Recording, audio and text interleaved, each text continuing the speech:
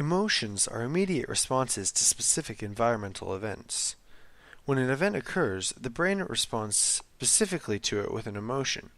The James Lange theory of emotion says that we perceive physical changes that then lead to the experience of emotion. Typically, when someone is scared, their body begins to shake and they may have an elevated heart rate. This theory says that we perceive this to mean that we are scared, and so we exhibit the emotion of being scared.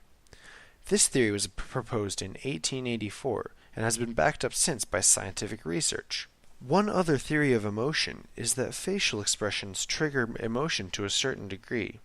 This theory is backed up by studies that have shown that when mimicking a facial expression associated with an emotion, the subject will exhibit that faked emotion instinctually. Many people instinctually regulate their emotional states in order to be more productive in life.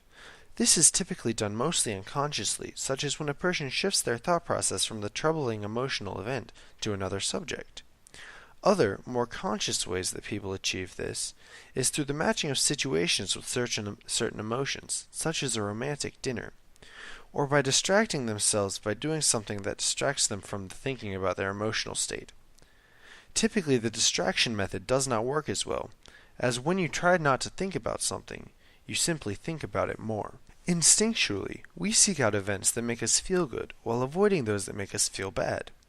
This instinct drives the most general theories of motivation, typically a four-state process.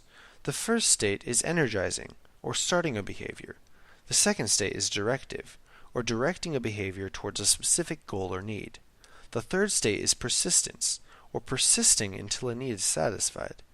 The final state is strength, or how strong the motivation is based on external factors. These four states are expanded upon by Maslow's hierarchy of needs. This hierarchy states that most people are motivated by these factors in this order: psychological, hunger, thirst, or warmth; safety, security or protection; belonging, friendship or belonging; esteem, good self-opinion and reputation; finally, self-actualization, which is living to your full potential. Maslow said that each person needs to satisfy their current level of need before they are motivated to achieve the next level. This hierarchy has mostly been disproven, but still provides a good baseline for what each person needs, regardless of the order it's in. A person can be motivated either intrinsically or extrinsically. Extrinsic motivation is when a person is motivated to do something so as to bring out an external goal. Examples of this include working and lifting weights. Intrinsic motivation is when an activity provides pleasure without an external goal. Examples of this are crossword puzzles, video games, or television. According to Psychology by Jeffrey Nevid, sleep benefits us in many ways. Cognitively, enough sleep helps the brain to solidify ideas learned during the day, open us up for more ideas after sleeping, and allows the brain to be active and engaged more so than not getting enough sleep. While sleeping, the brain is solidifying ideas learned during the day.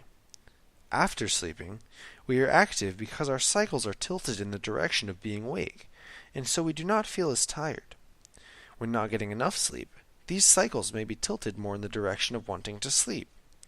This is when we feel exhausted and unrested from the night.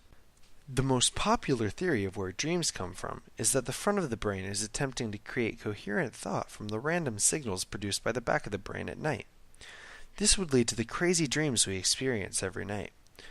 Scientific studies that have been done indicate that during REM sleep, the brain is most active, having to go far as paralyzing the body so it is not damaged by flailing about during the jumble of information during this period of sleep. Many people believe that dreams have some kind of deep meaning that can be determined. This is most likely not true, as dreams are the interpretations of random signals happening in our REM sleep. Though dreams may not have an inherent meaning, concepts learned in them do allow us to grow in terms of the way we interpret the knowledge we already have. If a complex idea is presented in a dream, we may remember the gist of it when we wake up, providing a new outlook on certain information.